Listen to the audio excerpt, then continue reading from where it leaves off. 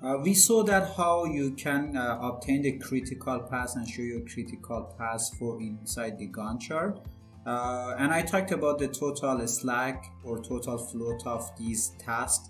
And the total slack or total float are the number of days you can delay a activity or a task without affecting the end date of a project. So in order to see this total slack for all these tasks, right click on your table here, the table view, and click on the predecessor or wherever you want.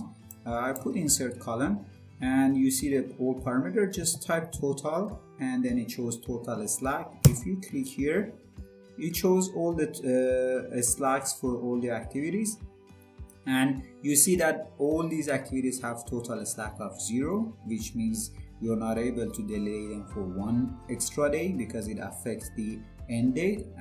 But the electrical has a total slack of 95 days. And if you want to see it here on the project, there is one button to the top left, format tab. If you click on the slack, I remove it right now, but I turn it on again, you see that the total slack is shown here. If I just remove it, it is removed. So it shows the number of days. If you delay this activity, the end date doesn't change. So let's say if you delay the electrical because you don't have financial resources or human resources, it doesn't affect the end date of the building this project. But let's say after you delay this by 100 days, then this activity definitely gonna affect the end date. And also it is important to note that the critical path of your project will be updated, because this activity then is gonna play a role in the end date of your project. So critical paths, just one note, it is possible that you have several critical paths